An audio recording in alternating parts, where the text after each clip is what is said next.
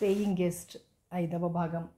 రాధ వచ్చినప్పటి నుంచి తిరిగి ఆ ఇంట్లో ఎప్పుడూ లేని ఉత్సాహం వెల్లువలా వచ్చింది.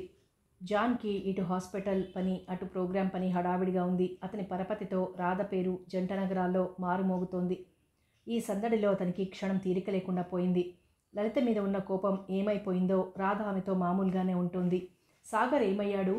ఈ ప్రశ్న లలిత చాలాసార్లు వేసుకుంది. ఏది ఏమైనా రాధ ఎప్పటికైనా సాగర్ మనిషి, తనకేం అధికారం ఉందని. నిన్నగాక మొన్న పరిచయమైన తన మీద సాగర్కి ఇంకా ప్రేమ ఎక్కడ ఉంటుంది? లలిత కళ్ళల్లో అప్రయత్నంగా నీళ్లు తిరిగాయి. ప్రోగ్రాం ఆవేళే. రాధని కారులో తీసుకువెళ్తూ నువ్వు రా లలిత అన్నాడు జాన్.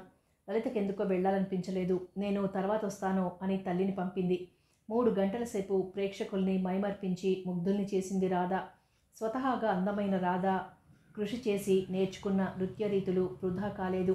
కిక్కిరిసి ఉన్న రవీంద్ర భారతిలో కళని గౌరవించే పెద్దల సమక్షంలో రాధ వినమ్రంగా తలవాల్చి పేరు పేరున కృతజ్ఞతలు చెప్పుకుంది. ఊరు కాని ఊర్లో జాన్ చేసిన సహాయాన్ని పదే పదే చెప్పింది. రాత్రి 10 గంటల ప్రాంతంలో లలిత కూడా వాళ్లతో వాటే ఇల్లు చేరుకుంది. 2 రోజుల్లో కిట్టు ప్రయాణం కట్టాడు. రాధకి చీర పెట్టింది శశిరేఖ. అప్పుడప్పుడు వస్తూ ఉండమ్మా అంది. రాధ ఆవిడికి నమస్కారం చేసి వెళ్ళొస్తాను లలిత అంది. కిట్టు లలిత భుజం మీద చేయి వేసి, దీదీ నీ వల్ల మాకెంత లాభం జరిగిందో చూడు, వీలైతే ఇంతకంటే 10 రెట్ల లాభం నీకు కలిగేలా చేస్తాం అన్నాడు. లలిత కళ్ళల్లో నీళ్లు తిరుగుతుంటే కిట్టు మొహంలోకి చూడలేకపోయింది. ఆమె మొహాన్ని బలవంతంగా తన వైపు తిప్పుకున్నాడు కిట్టు. ఎరుపు రంగు జీరతో కళ్ళు మెరుస్తూ నీళ్లను దాచే ప్రయత్నం చేస్తున్నాయి. ఇప్పుడు ఏమైంది? కిట్టు కంగారుగా అన్నాడు. నువ్వు వెళ్ళిపోతున్నావు. చూసావుగా, ఈ ఇంట్లో మాకెవరూ లేరు. పిచ్చి దీది, నేను బొంబాయి వెళ్ళినా మరెక్కడికి వెళ్ళినా నువ్వు కాకితో కబురు చేస్తే నేను వచ్చేస్తాను అన్నాడు. లలితని స్టేషన్కి రావా అన్న కిట్టు బాధ అర్థమైంది. నేను కూడా రాలేను కిట్టు అంది. పర్వాలేదు. జాన్ కారులో కూర్చొని ఎదురు చూస్తున్నాడు. కారు మరో నిమిషం సికింద్రాబాద్ స్టేషన్ వైపు దారి తీసింది. రామన్కి ఇప్పుడు మెల్లగా 5వ ఏడు వచ్చేసింది. గీత లెక్క పెట్టుకుంది. 17 నిండగానే మెట్రిక్ పాస్ అయి మరో 4 ఏళ్లకి డిగ్రీ తీసుకుంది. డిగ్రీతో పాటు వైధవ్యాన్ని మూటగట్టుకుంది. ఇప్పుడు ఖచ్చితంగా 25 ఏళ్ళు. ఈ జీవితం మొత్తం అంతా ఒడిదుడుకుల్నే చూసింది. సానుభూతి, ప్రేమ, జాలి ఇంటిల్లిపాది కురిపిస్తున్నారు. కానీ తనకంటూ ప్రత్యేకం ఓ ఇల్లు లేకుండా పోయింది. అందరి పిల్లల మాదిరి తన పిల్లాడు 2 చేతులు చాచి తండ్రి కౌగిట్లోకి ఒదిగిపోయే అదృష్టం లేకుండా పుట్టాడు. ఈ దెబ్బ రోజురోజుకి పెరుగుతోంది కానీ తరగడం లేదు. దానికి తోడు 2 సార్లు సంధ్య ఉత్తరం రాసింది. తన మరిది ఫారిన్ నుంచి వచ్చాడని, గీత ఫోటో కూడా చూశాడని, ఏది ఏమైనా తనకిష్టమైతే పెళ్లి చేసుకునేందుకు సిద్ధంగా ఉన్నాడని అంటున్నాడని. పెళ్ళి అయ్యే వరకు అందం ప్రలోభంలో పడ్డ మగవాడు పెళ్లి కాగానే ఎదురయ్యే సమస్యల్ని అర్థం చేసుకుంటాడా అని. గీత శరీరం చెప్పే మాటలకైతే లొంగిపోయేది కాదు. కానీ రామన్ వేసే ప్రశ్నలకి తట్టుకోలేకుండా ఉంది. ఎలా బ్రతకాలి, వీడిని పెంచి పెద్ద చేయగలనా అని కూడా అనుకుంటోంది. గీత ఆలోచనల్లో ఉండగానే కాలింగ్ బెల్ వినిపించింది. తలుపు తీసిన గీత కొద్దిసేపు శిలాప్రతిమలా నిలబడిపోయింది. కృష్ణస్వామి అయ్యార్ పక్కన పూలదండలతో, కళ్యాణ రేఖతో, మెడలో పూలదండలతో చక్కని చుక్కలాంటి అమ్మాయి నిల్చునుంది. మా అక్క గీత. అక్క, ఈమె నీకు తెలియదు కదూ, నాతో పాటు డ్యూయెట్లు పాడుతుంది. పేరు అలక, మరాఠీ అమ్మాయి. అతను మరాఠీలో పరిచయం చేశాడు. అలక నవ్వి 2 చేతులు జోడించింది. గీత నెమ్మదిగా తెలుగులో అంది. అమ్మ లేదు, నువ్వు ఇలా చేశావేమిటి? లోపలికి రాని అక్క. గీత తన తెలివి తక్కువతనానికి నవ్వుకుంది, తిట్టుకుంది మనసులోనే. రండి లోపలికి, అమ్మ బజార్కి వెళ్ళింది అంది లోపలికి దారి తీస్తూ. అలక ఇంట్లో కడుగు పెట్టింది. గీత వాళ్ళిద్దరికీ టిఫిన్ తయారు చేస్తుంటే అలక చనువుగా లోపలికి వెళ్ళి మాట్లాడడం మొదలుపెట్టింది. మీ ఇద్దరికి పరిచయం ఎలా అయింది? గీత కుతూహలంగా అడిగింది. అబ్బా, ఇవాల్టిదా మా పరిచయం? అప్పుడే 5 ఏళ్లు దాటిపోయింది. ఈ 5 ఏళ్లలోనూ ఒక్కరోజు కూడా మిమ్మల్ని ఎవ్వరినీ కలుసుకొనివ్వలేదు మిస్టర్ కృష్ణస్వామి. అబ్బా, గీత ఆశ్చర్యంగా చూసింది. ప్రేమ రహస్యంగా ఉంటేనే మంచి రిజల్ట్స్ వస్తాయట కృష్ణస్వామి అన్నారు. నేను ఏమంటాను, సరే అన్నాను. ఈ పెళ్ళి మా వాళ్ళెవరికి ఇష్టం లేదు. అదేం? మేము మహారాష్ట్రలం, మీరు తమిళులు, మనం ఎక్కడా పొత్తు కుదిరిన వాళ్ళం అని అమ్మ పేచీ పెట్టింది. అన్నయ్యలు కూడా తిట్టారు. ఆ తిట్లు చివాట్లు తిని ఇలా వచ్చేశాం. అయ్యో పాపం. పోన్లేండి. మొదట నాకు దుఃఖం అనిపించింది. ఈ రోజుల్లో ఎంతమందిని చూడ్డం లేదు. కాలంతో పాటు మనుషులు కూడా మారుతారని కృష్ణస్వామి ఓదార్చగానే ఎక్కడలేని ధైర్యం వచ్చింది. అలాగా గీతకి అంతకంతకు ఆశ్చర్యం ఎక్కువవుతోంది. ఎక్కువగా బాధ్యతలు పట్టించుకోనట్లు ఉండే తమ్ముడు ఆరిందాయిపోయాడు. స్నేహితులే వచ్చారు మా పెళ్లికి. రిజిస్ట్రార్ ఆఫీస్లో నిశ్శబ్దంగా జరిగిపోయింది. అన్నట్లు రాధ ఏది? మీ అమ్మగారు కూడా ఇంకా రాలేదేం? వస్తారు. రాధ ఫ్రెండ్ ఇంటికి వెళ్ళింది. అమ్మ మాతుంగా వెళ్ళింది. నన్ను మీ వాళ్ళు కూడా తిడతారా? అలక అమాయకంగా అడుగుతుంటే జాలేసింది గీతకి. వాళ్ళెందుకు తిడతారు? మీ ఇద్దరికి ఇష్టమైంది పెళ్లి చేసుకున్నారు అంతేగా. నేను ఏజీస్లో పనిచేస్తున్నానండి. గీత పలహారం ప్లేట్లో సర్ది తమ్ముడిని పిలిచి ఇద్దరిని పక్కపక్కనే పీటలు వేసి కూర్చోబెట్టింది. హాట్ త్వరగా తినేయండి, స్వీట్ తయారవుతుంది ఈలోగా. మీకు శ్రమ, మన ఇంట్లో నాకేం శ్రమ? గీత చిన్నగా నవ్వింది. పలహారాలు చేస్తుండగానే మామి పూలబుట్టతో వచ్చింది. పలహారం చేయడం అయిందనిపించి భార్యని మోచేత్తో పొడిచాడు కిట్టు. ఇద్దరూ వెళ్ళి తల్లి పాదాలకి నమస్కారం చేయబోతుంటే భాగ్యమామికి కలో నిజమో అర్థం కాలేదు. ఇంకా కిట్టు 10 ఏళ్లవాడిలాగే కనిపిస్తున్నాడు ఆవిడ కళ్ళకి. నువ్వేమిట్రా చెప్పి చేసుకుంటే వద్దనేదాన్నా? ఆవిడ కొడుకు వైపు నిష్ఠూరంగా చూసింది. నువ్వు హడావిడి పడిపోయి పెళ్లి పేరు చెప్పి చాలా డబ్బు ఖర్చు చేస్తావమ్మా. అందుకనే మేము ఇలా పెళ్లి చేసుకుని వచ్చాం. ఆవిడ మనసులో ఏముందో గాని పైకి మాత్రం గంభీరంగా అంది. పోనీ జరిగిందేదో జరిగింది. రేపు నువ్వు సత్యనారాయణ వ్రతం ఏర్పాటు చేసి అందరినీ పిలిస్తే గౌరవంగా ఉంటుంది. అలాగేనమ్మా. ఆ రాత్రి రాధ వచ్చింది. కొద్దిగా అలసిపోయి ఉందేమో. మొదట ఈ విషయం నమ్మలేదు. అలకం చూశాక మొత్తానికి పిల్ల చాలా బాగుంది అనుకుంది. సాగర్ 2 సార్లు హైదరాబాద్ వెళ్లాలని ప్రయత్నం చేసి ఆగిపోయాడు. అతనికి రాత్రింబవళ్ళు నిద్ర ఉండడం లేదు. ఎంతసేపు లలితని గురించి ఆలోచిస్తూ తిండి తినడం కూడా మానేశాడు. అతను సోఫాలో కూర్చుని ఆలోచిస్తూ ఉండగానే కిట్టు వచ్చాడు. కిట్టుని చూడగానే సాగర్ మొహం సంతోషంతో వెడల్పైంది. బాగున్నావా కిట్టు అని అడిగాడు సాగర్. కిట్టు నవ్వి, నాకేం, నేను నిక్షేపంలా ఉన్నాను. మీకు శుభలేఖ పంపే తీరిక లేక పంపలేదు. అయినా ఇది నా అంతట నేను చేసుకున్నది కదా.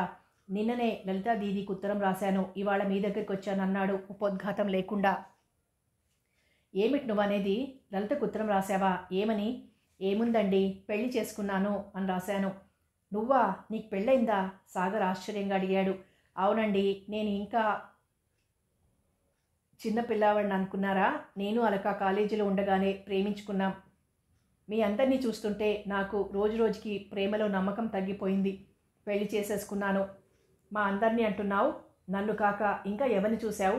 మిమ్మల్ని చూస్తే చాలదేమిటండి, వేరే ఇంకొక 10 మంది దేనికి? మీరు మర్చిపోయిన వాళ్ళందరినీ గుర్తు చేస్తున్నారు. సాగర్ అతని చెయ్యి అందుకుని సోఫాలో కూర్చోబెట్టి లోపలికి వెళ్ళి 10 నిమిషాల్లో టీ తయారు చేసి తీసుకొచ్చాడు. కిట్టుకి ఓ కప్పు ఇచ్చి తను ఓ కప్పు తీసుకున్నాడు. కిట్టు, నువ్వు బాగా మారిపోయావు సుమా. నీకు అప్పటి కిట్టుకి ఎంత భేదం.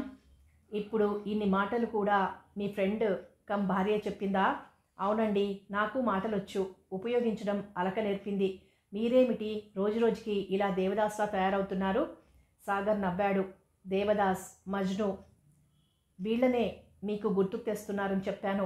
దీది బాగుంది. మిమ్మల్ని అడగలేదండి. మీ గురించి నేనే చెప్పాలనుకున్నాను, కానీ బాగుండదని చెప్పలేదు. నీకు నా మీద కోపం పోయిందా కిట్టు? మీరేం చేశారు మధ్యలో? కిట్టు గంభీరంగా మారిపోయాడు. రాధకి చిన్నతనం, అది తన అభిప్రాయం మీకు ముందే చెప్పి ఉండాల్సింది. దేవుడి దయ వల్ల ఇప్పుడు అది హాయిగా ఇదివరకు మాదిరిగానే ఉంది. ఇప్పుడు ప్రోగ్రాంలు కూడా ఎక్కువయ్యాయి. ఊపిరి ఆడడం లేదు. అమ్మ, అక్క అంతా బాగున్నారా? అంతా బాగున్నారు. మీరు ఓసారి లలితా దీదీని కలుసుకోవాల్సింది. ట్యాంక్ బండ్ డౌన్లోకి వెళ్ళి సిస్టర్ లలిత అంటే ఎవరైనా చెప్తారు. మీరు మా ఇంటికోసారి రండి. కిట్టు లేచి నించున్నాడు. సాగర్కి విపరీతమైన ఆశ్చర్యం వేస్తోంది. నిన్న మొన్నటి పిల్లలు ఎంత చక్కగా అర్థం చేసుకుని జీవితంతో రాజీ పడుతున్నారు. అతను వెళ్ళిపోగానే సాగర్ ప్రయాణం చేసే ఆలోచనలో పడ్డాడు. వారం రోజుల తర్వాత హైదరాబాద్లో దిగిన సాగర్కి తిన్నగా లలిత ఇంటికి వెళ్ళాలనిపించలేదు. లలిత కావాలని తన నుంచి దూరంగా వెళ్ళిపోయింది. చుట్టమో స్నేహితురాలో అయితే ఏవేవో సాకులు అడ్డు పెట్టుకుని వెళ్ళగలిగేవాడేమో. లలితని ఎలా కలుసుకోవాలో అర్థం కాలేదు అతనికి. ఆ రోజంతా స్టేషన్ దగ్గర పెద్ద హోటల్ రూమ్లో ఉండిపోయాడు. లలిత అతన్ని చూసి చిన్నగా నవ్వింది. సాగర్ మెట్లు దిగుతున్నాడు. లలిత మెట్లెక్కుతోంది. ఇద్దరూ అనుకోకుండా పంచముఖ ఆంజనేయుల వారి గుడిలో కలుసుకున్నారు. లలితను చూసి నువ్వా అన్నాడు అతను అప్రయత్నంగా. మీరా అని నవ్వింది లలిత. అతను తిరిగి ఆమె వెనకే గుడి చుట్టూ ప్రదక్షిణ చేశాడు. దేవుడి గుళ్ళో కొబ్బరికాయ కొట్టి ప్రసాదం తీసుకున్నాక ఇప్పుడు ఎక్కడికి వెళ్దాం అని అడిగాడు. లలిత ముందుకు నడుస్తోంది. అతను వెనక నడుస్తున్నాడు. ఇప్పుడు ఎక్కడికి వెళ్దాం తిరిగి అడిగాడు. ఆనంద్ భవన్, అదెక్కడుందో సాగర్కి తెలియదు. ఆటోలో వెళ్దామా అన్నాడు. అక్కర్లేదు, ఈ మార్కెట్ నుంచి వెళ్తే దగ్గరే. 10 నిమిషాల్లో కింగ్స్వేలో ఆనంద్ భవన్లోకి దారి తీసింది లలిత. లలితలో మార్పు లేదు. సాగర్ ఆలోచనల మధ్య నలిగిపోతున్నాడు. నీకోసమే వచ్చాను లలిత అని చెప్పాలంటే ఎలాగో అర్థం కావడం లేదు. ఏం తీసుకుంటావు? లలిత జవాబుగా అంది. Strong coffee. 2 కాఫీ అతను ఆర్డర్ ఇచ్చాడు. 5 నిమిషాల్లో కాఫీ వచ్చింది. కాఫీ సిప్ చేస్తూ అన్నాడు. నువ్వు బాగున్నావా లలిత? దేవుడి దయ వల్ల. మీ అమ్మ బాగుంది. నాకు చెప్పకుండా వచ్చేసావు. నిన్ను వెతుక్కుంటూ నేను వచ్చాను. నిజంగా? ఇందులో అబద్ధం ఏముంది? నీతో అప్పుడు చెప్పాను కదా. లలిత నిట్టూరుస్తోంది. ఈ మధ్య రాధ ఇక్కడ ప్రోగ్రాంలు ఇచ్చేందుకు వచ్చింది. తను మిమ్మల్ని చేసుకుంటానని అంది. అయినా మా అమ్మ నాకు పెళ్లి సెటిల్ చేసింది. సాగర్ చేతిలో కప్పు క్షణం ఊగిసలాడింది. ఇంత దూరం పని కట్టుకుని రావడం అనవసరమైపోయింది. రాధ తనని చేసుకుంటాను అనడం అనకపోవడం అది ఆమె ఇష్టం. తన అభిప్రాయం తను చెప్పగలడు. కానీ లలితకి సెటిల్ అయిన పెళ్లిని ఆపలేడు తను. అలాగా కిట్టుతో చెబుదాం అనుకుంటూ ఉండగానే అతను వెళ్ళిపోయాడు. కిట్టు పెళ్లి చేసుకున్నానని రాశాడు. అవును, నాతోనూ చెప్పాడు. మీరు హైదరాబాద్ ఎప్పుడొచ్చారు? 2 రోజులైంది. మరి ఇంటికి రాలేదేం? అసలు నేనొచ్చిందే నీకోసం, కానీ ఇలా కలుస్తామనుకోలేదు అనాలనుకున్నాడు. కానీ పెదవి విప్పలేదు. బిల్ పే చేసి అతను ఆమె వెనకే బయటకొచ్చాడు. ఇంటికి రండి, సాయంత్రం వస్తాను సాగర్ జవాబుగా అన్నాడు. లలిత బలవంతం చేయలేదు. ఇద్దరు చెరోవైపు చీలిపోయారు. అతను కాళ్ళు ఇడ్చుకుంటూ ఆటోలో కూర్చుని నాంపల్లి వైపు దారి తీశాడు. రూమ్లోకి చేరుకున్నాక అతనికి మనసంతా శూన్యంగా ఉంది. ఏం చెయ్యాలో తెలియడం లేదు. లలిత అందుబాటులో ఉన్నట్లే కనిపించి అంత దూరంలోకి వెళ్ళిపోతోంది. ఈ సమస్యకి పరిష్కారం లలిత పెళ్లితో ముగింపు ఏర్పడింది. అతను సాయంత్రం వరకు పక్క మీద దొర్లుతూనే ఉన్నాడు. ఇంకా లలిత ఇంటికి వెళ్ళి ఆమె తల్లి చెప్పబోయే అల్లుడి వర్ణనలు వినేందుకు అతనికి ఓపిక లేదు. రోడ్లు తిరగాలన్న కోరిక లేదు. ఎప్పుడెప్పుడు బొంబాయి వెళ్ళిపోవాలా అనుంది అతనికి. అతను ఆ సాయంత్రమే ఊరికి ప్రయాణం కట్టాడు. లలిత ఇంట్లోంచి బయటికి, బయట నుంచి ఇంట్లోకి కాళ్ళు అరిగిపోయేటట్లు తిరుగుతోంది. ఆమె కళ్ళు ద్వారం వైపే ఉన్నాయి. ఏమాత్రం అలికిడైనా సాగర్ వస్తున్నాడన్న ఆశ ఆమెను మరే పని చేయనీయడం లేదు. కూతురి వాలకం చూసి శశిరేఖ అడిగింది. ఇవాళ ఎవరి కోసమో ఎదురు చూస్తున్నట్లున్నావు? ఎవరైనా వస్తానన్నారా? జాన్ వస్తానన్నాడమ్మా. లలిత అబద్ధమాడేసింది. జాన్ వస్తానన్నాడా? శశిరేఖ కనుబొమ్మలు ముడివేసి అంతలోనే తెప్పరిల్లింది. ఇక్కడున్న ఇంటికి వెళ్ళి రావడం ఎంతసేపు? పోనీ నువ్వే వెళ్ళిరా. లలిత చీర మార్చుకుని మొహం కడుక్కొని బయలుదేరింది. వెళ్ళకపోతే తల్లి అనుమానపడుతుంది. ఆ అనుమానం ఆదిలోనే తుంచేయడం మంచిది. ఆమె కాళ్ళు జాన్ ఇంటి ముందు ఆగాయి. జాన్ లలితను చూడగానే రా అని పిలిచాడు. ఇంట్లో ఎవరూ ఉన్న అలికిడి లేదు. అతను నీట్గా ముస్తాబై బ్రీఫ్ కేస్ సర్దుకుంటున్నాడు. అతన్ని చూస్తుంటే ఎక్కడికో ప్రయాణం కడుతున్నట్లున్నాడు. లలిత చుట్టూ చూస్తూ సంశయంగా అడిగింది. అడగకూడదు కానీ ఎక్కడికైనా ప్రయాణమా? జాన్ హుషారుగా చెప్పాడు. కిట్టు పెళ్లి చేసుకున్నాడట. రమ్మని మరీ ఉత్తరం రాశాడు. అమ్మా నాన్న కూడా వెళ్ళమన్నారు. సో బాంబే వెళ్తున్నాను. కిట్టు నీకు రమ్మని రాశాడు. నాకు పెళ్ళయిందని మాత్రమే రాశాడు. చూసావా, నువ్వు చాలా ఎక్కువైపోయావు వాడికి. నువ్వు రా లలిత, నీకు వాళ్ళ గురించి బాగా తెలుసు. నిన్ను రమ్మనరా చెప్పు. ఇప్పుడు కాదులే, నిలబడే ఉన్నావు, కూర్చో. లలిత కళ్ళల్లో నీళ్లు కదులుతున్నాయి. నిన్న మొన్నటి దాకా తన కోసం కలవరించిన జాన్కి ఇప్పుడు తనతో బొత్తిగా పనిలేదు. తోడబుట్టినవాడిలా ఇన్నాళ్ళు అతన్ని అంటిపెట్టుకుంది. స్నేహితుడిగా అతని దగ్గర చనువు పెంచుకుంది. ఇప్పుడు జాన్కి అవేమీ గుర్తులేవు.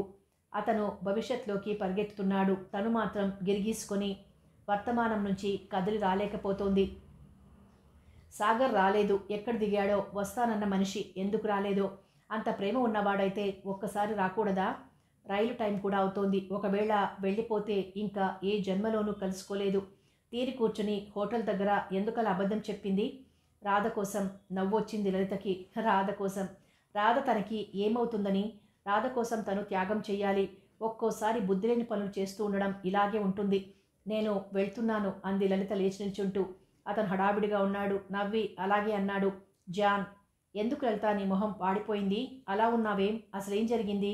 నీ కష్టం పంచుకునేంత స్నేహితుడిని కాదా అని జాన్ అడుగుతాడేమో చెప్పేయాలనుకుంది. కానీ జాన్కి ఎదుట మరో మనిషి ఉందన్న ఆలోచన లేకుండా నిమ్మకు నీరెత్తినట్లున్నాడు.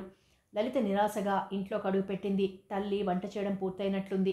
డైనింగ్ టేబుల్ మీద గిన్నెలు పెడుతోంది. నాకు ఆకలి లేదమ్మా. శశిరేఖ తలెత్తి చూసింది. లలిత నీరసంగా కనిపిస్తోంది.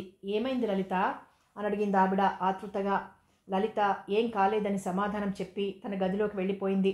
ఒంటరితనం భయపెడుతోంది. ఎవరికి వాళ్లే తమ స్వార్థం ఆలోచిస్తుంటారు. పిచ్చిదానిలా సాగర్ని వదులుకుంది. ఇంకా ఈ జన్మకింతే. ఆమె కళ్లలోంచి నీళ్లు కారుతూ తలగడిని తడుపుతున్నాయి. శశిరేఖ వంట ఇంటి పని పూర్తి చేసుకుని వచ్చి కూతురి పక్కనే మరో మంచం మీద పడుకుంది. 25 ఏళ్లు దాటుతున్న కూతురు పెళ్లి గురించి ఆలోచిస్తుండగానే నిద్ర ముంచుకొచ్చేసింది. అలక పొద్దున్నే లేచి మొహం కడుక్కుని తయారయ్యేసరికి 8 గంటలవుతోంది. ఆ పిల్ల ఆదరా గీత చేసిన టిఫిన్ తిని బాక్స్ తీసుకుని కాలు బయట పెట్టేసరికి సరిగ్గా ఆఫీస్ చేరుకుంటుంటే టైం అయిపోతోంది. సాయంత్రం ఆఫీస్ నుంచి రాగానే టీ తాగి అలా సోఫాలో నడుం వాలుస్తుందో లేదో ప్రోగ్రాం పేపర్తో కిట్టు హాజరుగా నిల్చుంటాడు. ఇద్దరూ రిహార్సల్కో ప్రోగ్రాం ఇచ్చేందుకో వెళ్ళి తిరిగి వచ్చేసరికి రాత్రి 11 కూడా అయిపోతుంది. కళ్ళు వాలిపోతుంటే నిద్ర మంచం మీద వాలిపోతుంది. గీత ఇంటి చాకిరీతో స్కూల్ పనులతో నలిగిపోతోంది. మామికి ఈ మధ్య అసలు ఒంట్లో బాగుండడం లేదు. బీపీ అని డాక్టర్లు రెస్ట్ తీసుకోమన్నారు. రాధకి ఇంటి విషయాల్లో అంత శ్రద్ధ లేదు. అన్ని పనులు గీత నెత్తిన పడ్డాయి. కాదని వదులుచుకుని పోయేందుకు మార్గం కనిపించడం లేదు. ఎప్పుడైనా అలక ఇంట్లో ఉన్న రేడియోగ్రామ్ ముందో టేప్ రికార్డర్ ఆన్ చేసి వింటూ కూర్చుంటుంది. 10 మంది మగవాళ్ళని కూర్చోబెట్టి భోజనం పెట్టాలంటే ఏమీ అనిపించదు. కానీ వయసొచ్చి బాధ్యతలు తెలిసి అంటి ముట్టనట్లు ఉండే మరో ఆడదానికి చాకరీ చేయాలంటే గీత ఉన్న పరిస్థితిలో కళ్ళనీళ్లు రావడం ఏమంత అసహజం కాదు. రోజు రోజుకి చాకిరీ ఎక్కువై గీత కళ్ళు అరంగుళం లోతుకుపోయాయి. ఎన్నో అవాంతరాల్ని సులభంగా దాటేసి పెదవి మీద చిరునవ్వుని చెరగనీయకుండా జాగ్రత్త పడ్డ గీతకి ఇప్పుడు ఏ చిన్న దెబ్బ తగిలినా అది మేరువంత పెద్దదిగా కనిపిస్తూ దుఃఖం ముంచుకొస్తోంది. జాన్ రావడంతో పని మరికొంచెం ఎక్కువైంది. నలుగురు కలిసి టెంగురంగా అంటూ ఊరు చూసొచ్చేందుకు వెళ్ళిపోతున్నారు. వెళ్లేప్పుడు చిన్న బెదవ రామన్ని తీసుకువెళ్తే ఏమనుకునేది గీత. ఎవరికి వాళ్లే స్వతంత్రంగా బ్రతకాలనుకునే నలుగురికి రామన్ని గురించి ఆలోచించేంత వ్యవధి ఎక్కడిది? వాడు ఏడుస్తుంటే 4 తగిలించింది. మంచం మీద ఉన్న మామి కస్సుమంది. బుద్ధి లేదేమిటే నీకు? పసిపిల్లాడిని అలా కొడతావేమిటి? గీత బిక్కమొహం వేసింది. అంతలోనే ఏడుపు ముంచుకొచ్చేసింది. పొద్దుట్నుంచి ఈ ఇంటి చాకరీ చేయలేక చచ్చిపోతున్నానమ్మా. ఇటు పుల్ల అటు పెట్టేవాళ్లు లేరు. వంటదాన్లా ఎప్పటికప్పుడు వాళ్ళకి టిఫిన్ అనో కాఫీ అనో సిద్ధంగా ఉండాలి. ఛీ, నాకు బాగోలేదు, ఒంట్లో బాలేదు అన్నా నమ్మరు. మామీకి ప్రాణం ఉసూరుమంది. ఆవిడ చూస్తూనే ఉంది. వారం 10 రోజుల నుంచి ఇంట్లో పెళ్లివారిల్లులా ఉంది. ఎంత ఆఫీస్లో ఉద్యోగం చేస్తున్నా ఆడదై పుట్టాక కొంచెం ఇంటి పనులకి సహాయపడితే ఏం? ఈ మాట అంటే ఇంట్లో ఇప్పటిదాకా ఉన్న శాంతి ఒక్కసారి రెక్కలు వచ్చి ఎగిరిపోతుందేమో అని కూడా భయం వేస్తోంది. తనేం చెప్పినా గీత బాధను తీర్చలేదు. ఏడ్చే గీతని ఆమె పట్టించుకోనట్లు అటు తిరిగి పడుకుంది. రాత్రి 11 గంటలకు అందరూ ఊరు తిరిగి క్షేమంగా తిరిగొచ్చారు. గీత అన్నం పెట్టు, కిట్టు కేక పెట్టాడు. మంచం మీద కొడుకు పక్కనే పడుకున్న గీత లేవాలని ప్రయత్నం చేసింది. కానీ ఆమె శరీరం ఆమె చెప్పిన మాట వినను అన్నట్లు మొరాయించింది. ఎముకలన్నీ ముద్ద చేసినట్లు ఒళ్లంతా నొప్పిగా ఉంది. తల పగిలిపోతోంది. 2 గంటల క్రితం హాయిగా ఉన్న గీతకి ఉన్నట్లుండి ముంచుకు వచ్చింది విపరీతమైన జ్వరం. అసలు 4 రోజుల నుంచి దగ్గు, జలుబు, తలనొప్పి ఉంటోంది. ఇంత చిన్న విషయానికి గోరంతలు కొండంతలుగా చేయడం దేనికి అన్నట్లు ఎవరితోనూ చెప్పలేదు. కిట్టు విసుగ్గా రెండోసారి పిలిచాడు. గీత మూలిగింది కానీ లేవలేకపోయింది. అతనే వచ్చి లైట్ వేశాడు. గదిలో మంచం మీద గీత చలికి వణికిపోతోంది. అతను ఆమె ఒంటి మీద చేయి వేసి ఉలిక్కి పడ్డాడు. కాలుతున్న పెనం మీద చేయి వేసినట్లుంది అతనికి. గీత గీత ఊ అంది కానీ కళ్ళు తెరవలేకపోయింది. డాక్టర్ జాన్ అని పిలిచాడు. జాన్ లోపలికి అడుగు పెట్టాడు. కిట్టు ఆమెను చూపించగానే అతను చెయ్యి అందుకుని చూశాడు. జ్వరం విపరీతంగా ఉంది. అది వేరే చెప్పాల్సిన అవసరం కూడా లేదు. అతను గబగబా 2 మందులు రాసిచ్చాడు. రాధా, వేడినీళ్లు పెట్టు అన్నాడు. రాధా వంట ఇంట్లోకి వెళ్ళింది. అరగంటలో గీత చుట్టూ మొత్తం ఇంట్లో ఉన్న వాళ్ళందరూ చేరుకున్నారు. ఆమె వైపు భయంగా చూస్తున్నారు. జాన్ విసుక్కున్నాడు. స్ట్రెయిన్ ఎక్కువై వచ్చింది, ఆమెకు రెస్ట్ కావాలి. అలక, రాధా తలదించుకున్నారు. గీతకి దుప్పటి కప్పి కిట్టు బయటకొచ్చాడు. అతని మనసు బెంగగా తయారైంది. ఈ మధ్య పెళ్లి చేసుకున్నాక గీతతో మాట్లాడేందుకే సమయం చిక్కడం లేదు. రామన్ని కూడా దగ్గరికి తీయడం మర్చిపోయాడు. మగవాడు పెళ్లి చేసుకుంటే మారిపోతాడు అనేది తన పట్ల నిజంగా బాగా రుజువైంది. అలక, అన్నం పెట్టు అని కేక పెట్టాడు. అలకకి ఆవలింతలొస్తున్నాయి. సుఖం మరిగిన ప్రాణం కష్టానికి తలవంచనంటోంది. రెండోసారి అతను కేక పెట్టగానే కిక్కురు మనకుండా డైనింగ్ టేబుల్ మీద వడ్డించింది. రాధాకి సహాయం చేస్తూ ఉండిపోయింది. భోజనాలు అయ్యాక జాన్ బాల్కనీలో కుర్చీ వేసుకొని కూర్చున్నాడు. రామన్ని తీసుకుని తన దగ్గర పడుకోబెట్టుకుంది రాధ. అలక మంచం ఎక్కుతుంటే నిద్రలోకి జారిపోయింది. జాన్ ఆలోచనలు ఆపి నెమ్మదిగా అడిగాడు, గీత మీ పెద్దక్క కదూ? ఈ మాట అనగానే కిట్టుకి ఆనాటి యాక్సిడెంట్ కేసు జ్ఞాపకం వచ్చింది. అతను మెల్లగా అన్నాడు, మీరు అప్పుడు అంటే నేను మొట్టమొదటిసారి మీ ఇంటికి వచ్చిన రోజున చెప్పిన సంగతి జ్ఞాపకం ఉందా అండి? నువ్వు చెప్పావా? కాదు, మీరే చెప్పారు. 3 యాక్సిడెంట్ కేసులు వచ్చాయని, ఒకటి తాగిన మనిషికి జరిగింది, రెండోది అంత జ్ఞాపకం లేదు, మూడో యాక్సిడెంట్లో స్కూటర్ లాక్ పడిపోవడం, దెబ్బతినడం. గుర్తొచ్చింది, అటువంటి కేసే గీతక్కది కూడా అన్నాడు. అంటే జాన్కి వెంటనే అర్థం కాలేదు. మా బావ పెళ్లికి ముందే యాక్సిడెంట్లో పోయాడు. అప్పటికే అక్క ప్రెగ్నెంట్. జాన్ అప్రయత్నంగా 2 చేతులతోనూ తల పట్టుకున్నాడు. అతని కళ్ల ముందు పేషెంట్ ప్రియురాలు హృదయ విదారకంగా ఏడవడం జ్ఞాపకం వచ్చింది. తల పూర్తిగా చితికిపోయిన ఆ పేషెంట్ కళ్ల ముందు కనిపించగానే మనసంతా వికలమైపోయింది. అరే పాపం అనగలిగాడు. కిట్టు క్లుప్తంగా నవ్వి, ఇదే మా ఇల్లు, ఇంత ఘనమైన ఇంటి వాతావరణం చూడడానికే మిమ్మల్ని నేను రమ్మని రాసింది అన్నాడు. జాన్ అతనికి జవాబు చెప్పలేదు. కిట్టు ఆవేళ అతన్ని అడిగిన ప్రశ్నలు జ్ఞాపకం వస్తున్నాయి. సంస్కరణ ఎక్కడో కాదు, అది ముందు మన దగ్గర ప్రారంభం కావాలి అనుకుంటున్నాడు. కిట్టు మనసులో భావాలకు అర్థం ఇదా అనుకుంటే ఆశ్చర్యం వేస్తోంది. రాధ అతను ఇప్పుడిప్పుడే రాధ మీద ఏర్పరచుకోబోయే అభిప్రాయం మీద సడలింపు కూడా ప్రారంభమైంది. అతని మనసు, శరీరం, మానవత్వం, భవిష్యత్తు, జాలి వీటి మధ్య పెనుగులాడుతోంది. అతను అలాగే కళ్ళు మూసుకున్నాడు. కిట్టు మంచం తీసుకొచ్చి వేశాడు. అతను నెమ్మదిగా అక్కడ వాలిపోయాడు. కిట్టు గదిలోకి వెళ్ళి నిద్ర కోసం పెనుగులాడసాగాడు. సాగర్ పనిగట్టుకుని కిట్టు ఇంటికొచ్చాడు. కిట్టు అక్కలతోనూ భార్యతోనూ జాన్ కూడా ఉండగా పేకాటాడుతున్నాడు. నవ్వుల జల్లులా ఉంది ఆ ఇల్లు.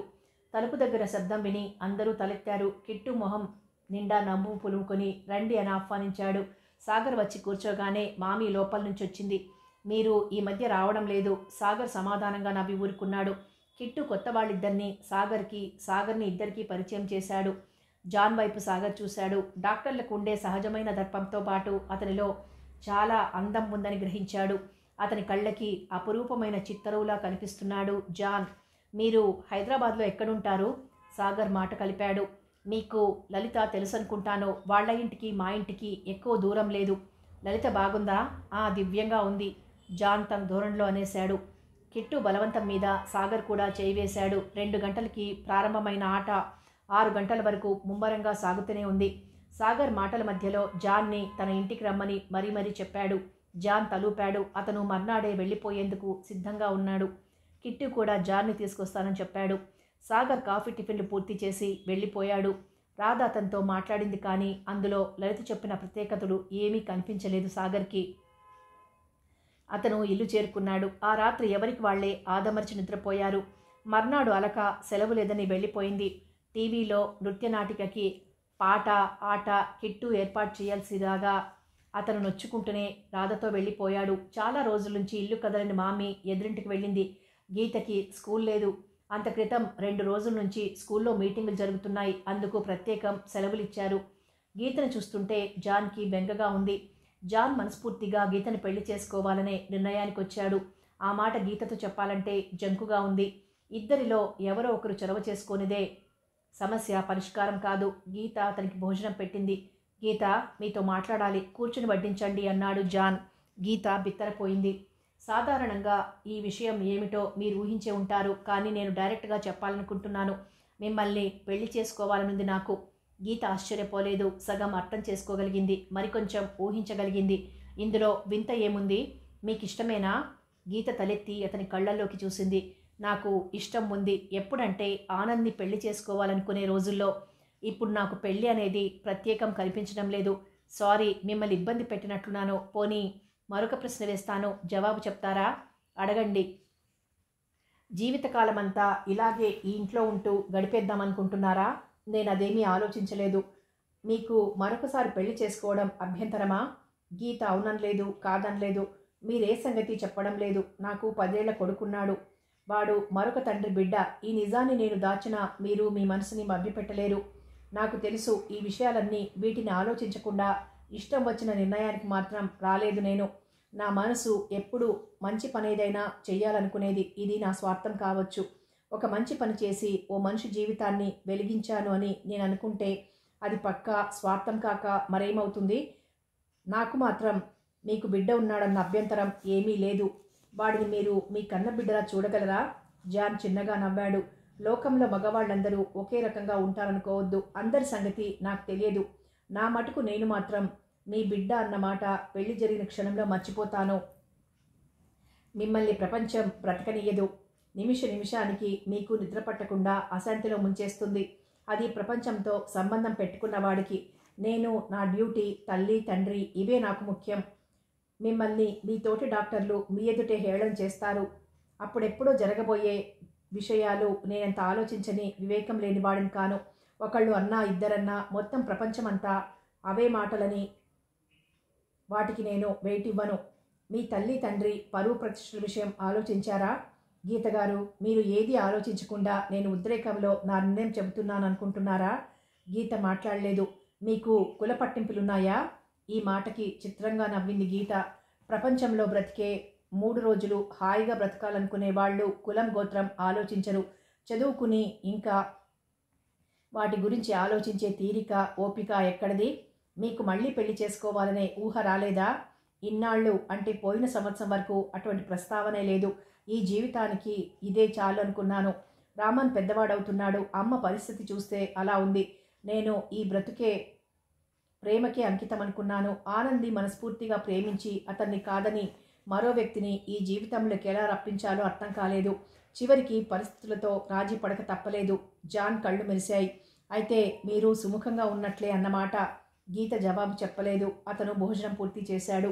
నేను ఇంటికి వెళ్ళి కొద్ది రోజుల్లో తిరిగి వస్తాను. సంధ్య జ్ఞాపకం వచ్చింది గీతకి. స్నేహితులు ఇచ్చే సలహాలు ఒక్కోసారి ఎంత మంచిగా పనిచేస్తాయో అని ఆలోచిస్తోంది.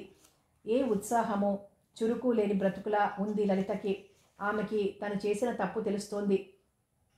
డబ్బు అయితే ఉంది కానీ తన కోసం పెళ్లి సంబంధాలు చూసే మనుషులెవరూ కనిపించడం లేదు. ఎవరి జీవితాలు వాళ్లవి. జాన్ బొంబాయి నుంచి రాగానే లలితను కలుసుకున్నాడు. కాఫీ ఇస్తుంటే అన్నాడతను, నీతో మంచి మాట చెప్పాలనుకుంటున్నాను. చెప్పు. నీకు కిట్టు ఇంట్లో అందరూ తెలుసు కదూ?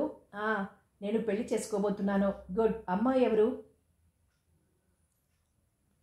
తెలిసింది. రాధేగా?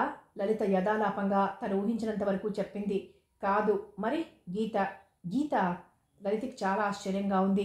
జాన్ ఎప్పుడో ఒక రోజున ఎవరినో ఒకళ్ళని చేసుకుంటాడని తెలుసు కానీ గీతను చేసుకుంటాడంటే మాత్రం చిత్రంగా అనిపించింది. పాపం గీతను చూస్తే జాలనిపించింది. జాలితో పెళ్లి చేసుకోవద్దు జాన్. మామూలుగా అమ్మాయిని అబ్బాయి, అబ్బాయిని అమ్మాయి ఇష్టపడి చేసుకుంటారు. మీరు అలానే పెళ్లి చేసుకో. అప్పుడు అది ప్రేమ అవుతుంది. అవును, నువ్వు చెప్పింది నిజమే. ఈ పెళ్లికి మీ అమ్మ నాన్న ఇష్టపడతారా జాన్? నీకు తెలియందేముంది? మొదట్లో అందరూ విసుక్కున్నట్లే వాళ్ళు విసుక్కోకుండా ఉండరు. కానీ అంత మూర్ఖులు కారు మా అమ్మ నాన్న. పోన్లే. May God bless you. Thank you. ఈ పెళ్లి జరిగే వరకు ఎవరికీ చెప్పకు లలిత. ఆశ్చర్యంగా చూసింది లలిత. నేనేం అందరితో ఇటువంటి విషయాలు భుజాన వేసుకుని తిరుగుతూ చెప్పేదాన్ననుకున్నావా? అఫ్కోర్స్. కానీ మీ ఆడవాళ్ళు నోట్లో దాగదంటావు. నా విషయంలో నీకు భయం అక్కర్లేదు. లలితకి జాన్ ఇప్పుడు పెద్ద మనిషిలా కనిపిస్తున్నాడు. మొన్నటిదాకా గోళీలాడుతూ తిరిగిన అతను మచ్చుకు కూడా కనిపించడం లేదు. కొద్దిసేపు అయ్యాక అతడు ఇంటిదారి పట్టాడు. ఆ రాత్రి చాలా ఆలోచించి లలిత బొంబాయి వెళ్లేందుకు నిర్ణయించుకుంది. మళ్ళీ బొంబాయి దేనికి? శశిరేఖ ఎప్పుడూ లేంది కూతుర్ని కసురుతున్నట్లుగా అడిగింది. కొంచెం పనుందమ్మా. బొంబాయిలో నీకేం పని? వెళ్లేందుకు వీల్లేదు. లలిత నవనాడులు కృంగిపోయాయి. తల్లి ఆమెను శాసించలేదు ఇంతవరకు. ఇప్పుడు ఆమె ఒక్కసారి కఠినంగా అనగానే కాదని వెళ్ళగలిగే ధైర్యం కూడా లేదు. ఆ మర్నాటి నుంచి లలిత పేపర్లు తిరగేయడం ప్రారంభించింది. నర్సు కోర్సు చదివినందుకు ఈ జన్మకింకా పెళ్లి ప్రస్తావన లేదని కూడా గట్టిగా నిర్ణయించుకుంది. పేపర్ను చూడగా ఓ మంచి ఘడియలో ఆమెకి ఇంటర్వ్యూకి కాల్ కూడా వచ్చింది. నర్సుకుండే సహనం, ఓపిక కాకుండా జీవితంలో ఎదురు దెబ్బలు తిన్నందుకు ఓరిమి పట్టే గుణం కూడా లలితలో ప్రవేశించింది. హోమ్ ఫర్ ఏజ్డ్లో ఆమెకి అపాయింట్మెంట్ ఆర్డర్స్ వచ్చాయి. నీకు పెళ్లి గిల్లి వద్దేమిటే? అక్కసుగా అంది శశిరేఖ. ఎందుకు అక్కర్లేదు? నువ్వు పెళ్లి కొడుకుని తీసుకురా, నేనే 3 ముళ్ళు వేస్తాను అంది నవ్వుతూ. ఏం వేళాకోళంగా ఉందా? నేను ఎలాగూ అప్రయోజకురాలనే. శశిరేఖ కళ్ళ నీళ్లు తెచ్చుకుంది. ఏడవకు మమ్మీ. కళ్యాణం వచ్చినా కక్కుచ్చినా ఆగదు అంది లలిత. ఆ రోజు నుంచే డ్యూటీలో జాయిన్ అయింది. కిట్టు సాగర్ ఇంటికి పరిగెత్తుకు వెళ్ళాడు. అతనికి చెప్పుకోవాలనిపించినప్పుడు కళ్ళకు కనిపించే స్నేహితుడు అతనే. కిట్టును చూడగానే సాగర్ ఏమిటి అని అడిగాడు. కిట్టు సోఫాలో చతికిలబడ్డాడు. అతనికి కాళ్ళు చేతులు ఆడడం లేదు. ఇంట్లో నానా గొడవగానూ ఉంది. ఇంతవరకు గీత విషయం సాగర్ అడగలేదు, కిట్టు చెప్పలేదు. ఇప్పుడు తనతో పాటు వెంట పెట్టుకుని వెళ్ళి ఆ తుఫాన్ని ఎలాగైనా ఆపాలని అతని ప్రయత్నం. అతను 10 నిమిషాల్లో పాఠం అప్పజెప్పినట్లు జరిగిందంతా చెప్పేయగానే ముచ్చెమటలు పోశాయి. అది సంగతి. డాక్టర్ జాన్ అక్క రిజిస్టర్ మ్యారేజ్ చేసుకున్నారు. అమ్మ ఏడుస్తుంది. నేను మరాఠీ పిల్లని చేసుకున్నానని, అది క్రిస్టియన్ని చేసుకుందని నానా హంగామా చేస్తోంది.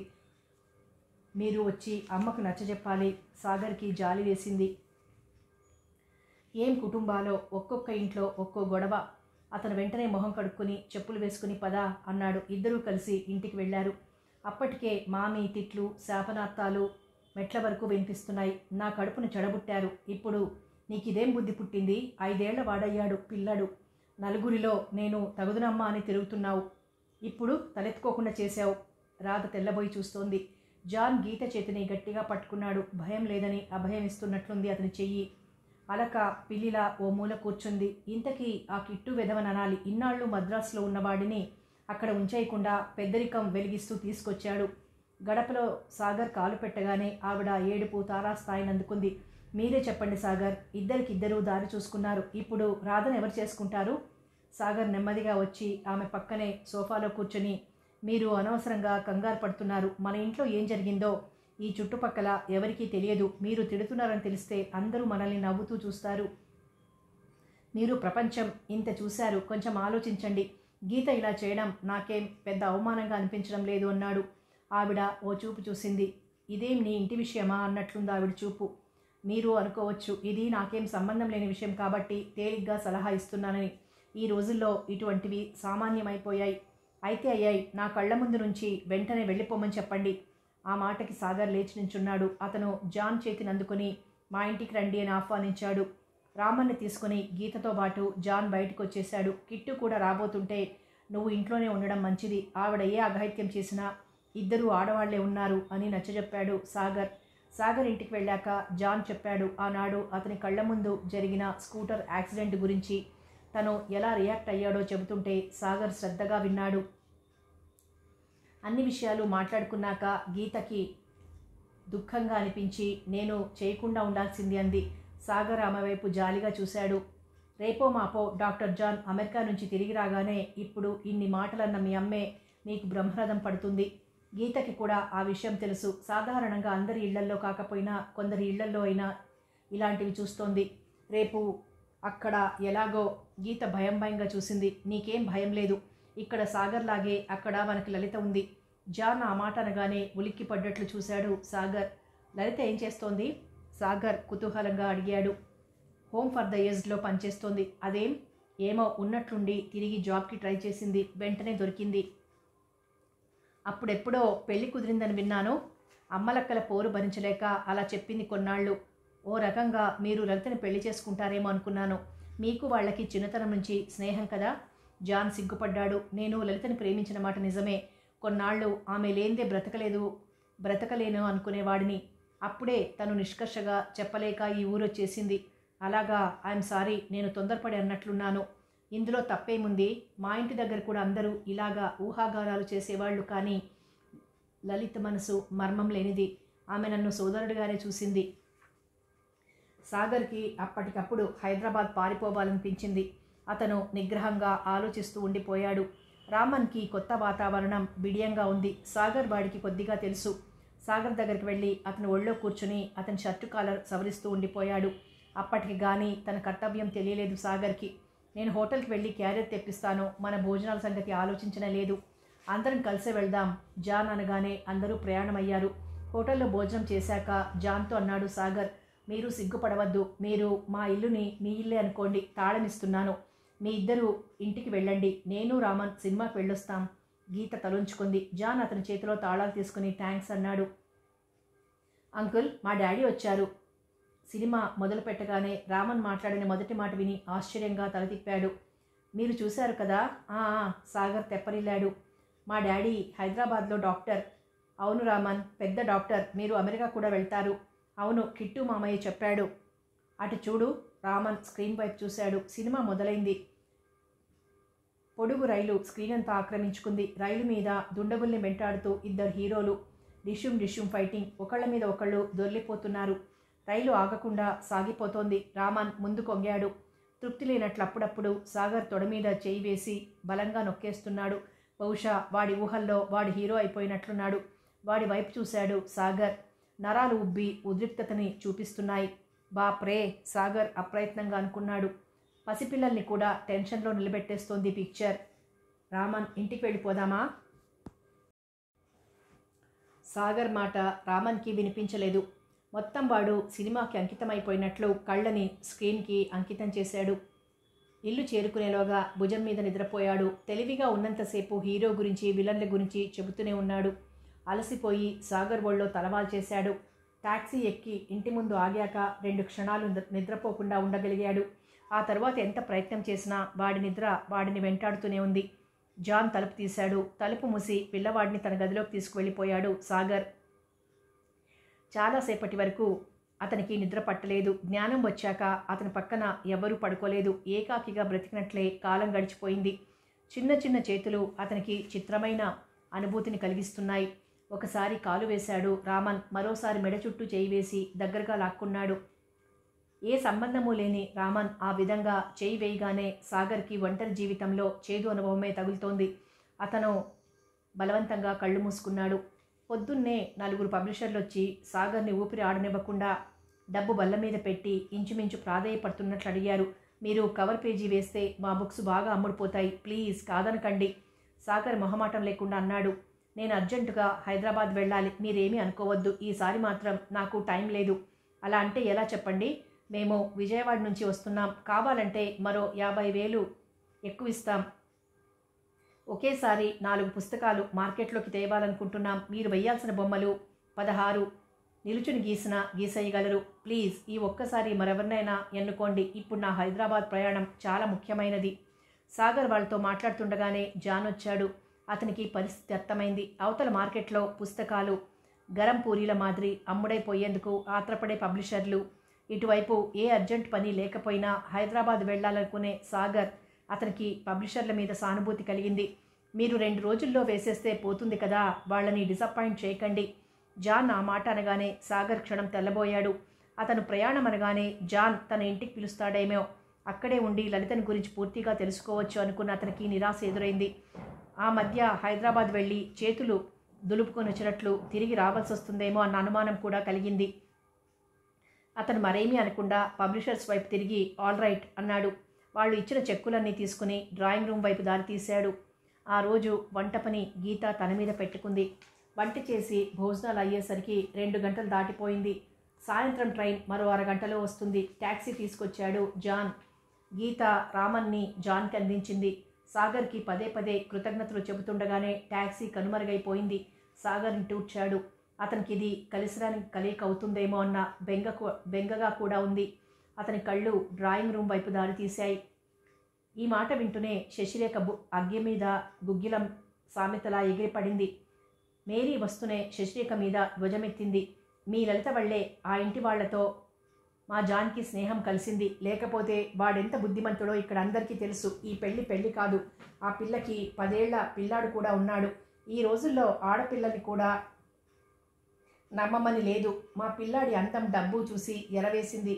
మాకు సంబంధం లేదు. ఆ పిల్ల మరొక్క నిమిషం మా ఇంట్లో ఉండడానికి వీల్లేదు. బాగుంది, చాలా బాగుంది. మా లలిత వెళ్ళి మీ జాన్తో నాయనా పెళ్లి చేసుకో అని ఏమీ చెప్పలేదు.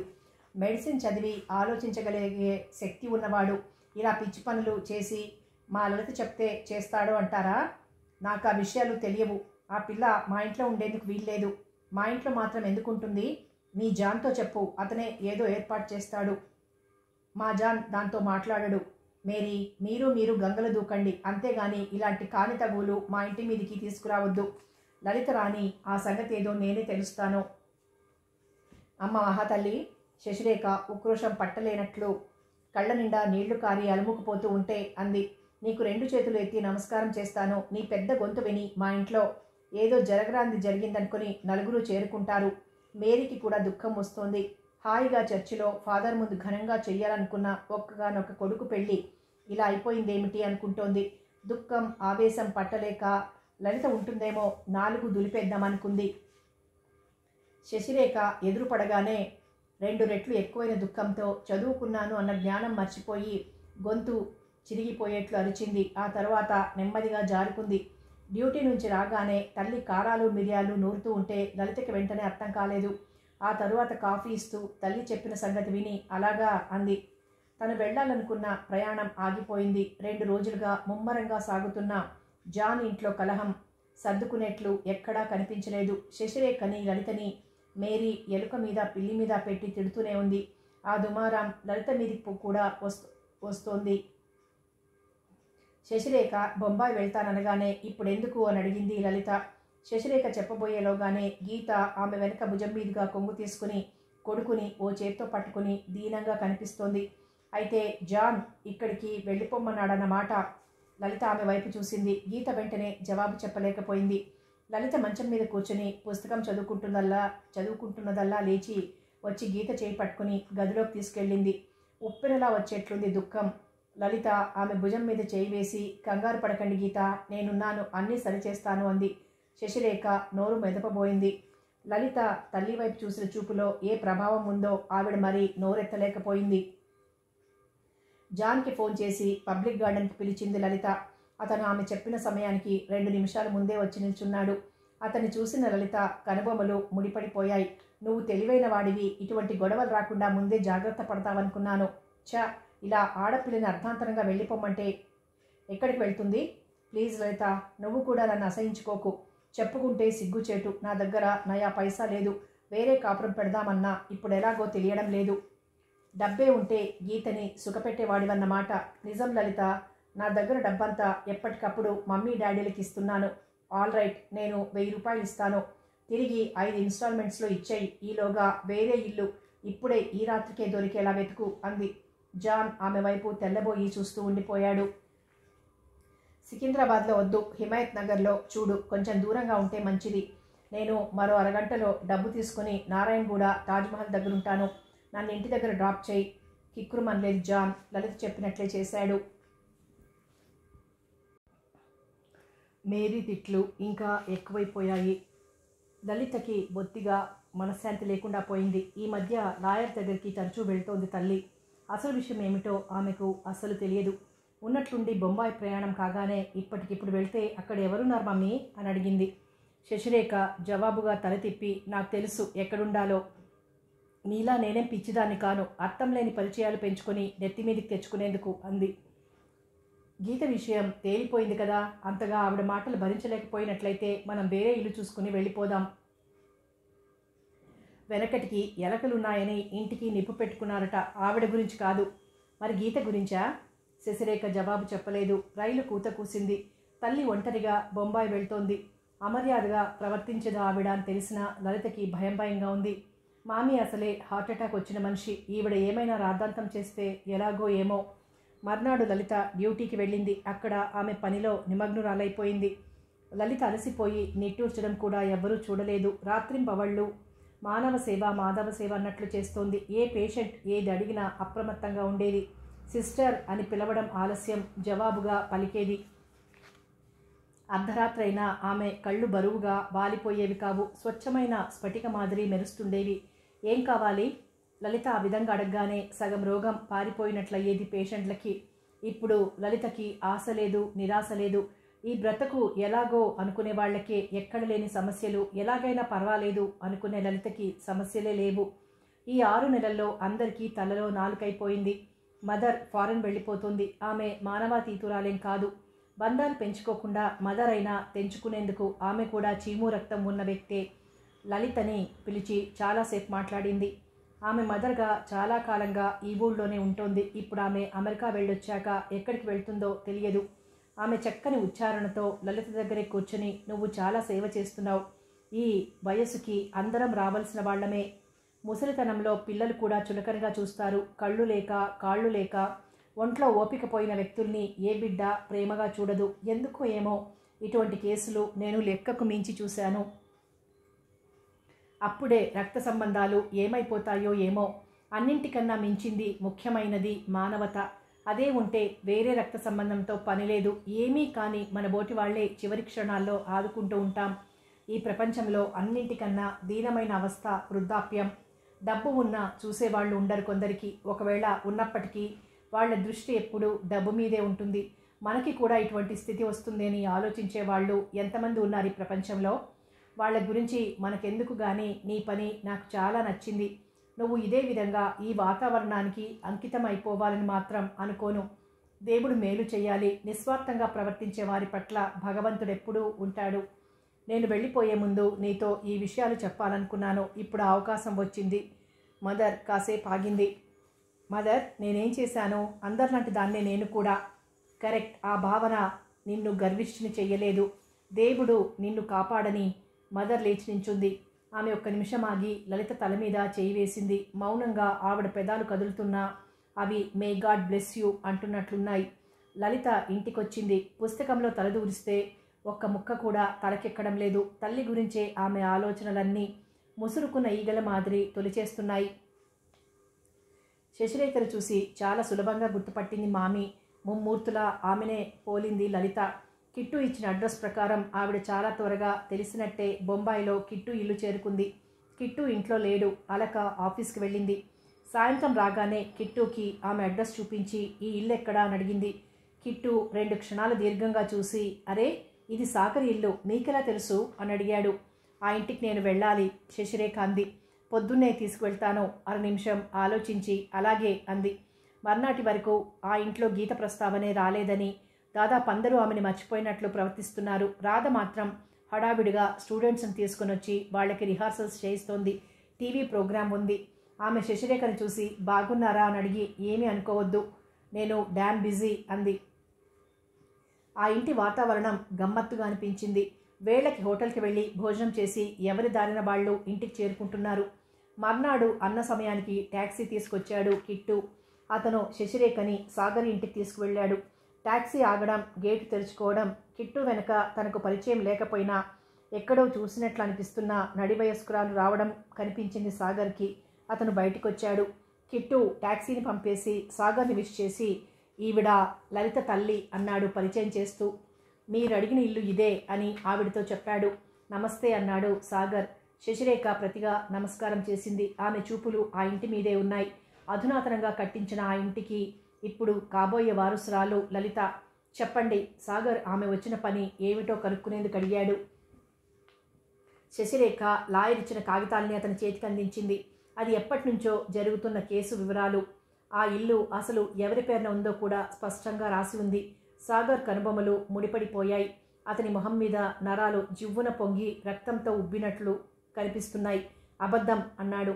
శశిరేఖకి అర్థం కాలేదు. ఆమెకి ఇతను ఎవరో స్పష్టంగా తెలియదు. అతను లేచి లోపలికి వెళ్ళి 15 నిమిషాల్లో ఫైల్ చేతిలో ఉంచుకుని వచ్చాడు. ఆమెకు దాన్ని అందించి, ఇది చూడండి అన్నాడు. అది స్పష్టంగా సాగర్ తల్లి పేరున రిజిస్ట్రేషన్ చేసిన కాగితాల ఫైలు. అది కాదనేందుకు శశిరేఖ దగ్గర మరే సాక్ష్యాలు లేవు. ఆమె నివ్వెరపోయి చూడసాగింది. క్రింద మావగారి సంతకంతో పాటు పూర్తి వివరాలున్నాయి. ఆమెకు అవమానంగా ఉంది. సిగ్గుగా అనిపించింది. ఆమెకు 2 నిమిషాల వరకు మేధస్సు పనిచేయడం మానేసింది. ఆ తరువాత ఆలోచిస్తే అతను సాగర్ వైపు తేరిపారా చూస్తుంటే, మీరు లలితకి తల్లి అంటే నాకు మేనమామ భార్య అన్నమాట అన్నాడు. శశిరేఖ తలెత్తి దీనంగా చూసింది. ఆయన బ్రతికుండగా నాతో ఈ విషయాలు ఎప్పుడూ చెప్పలేదు. లేనిపోని ఆశలు కల్పించి ఎక్కడివో తప్పుడు కాగితాలు సృష్టించి నాకు ఇచ్చారు. మీరెలా నమ్మారు? ఆడదాన్ని గనక. మీరు చదువుకున్నారు కదా.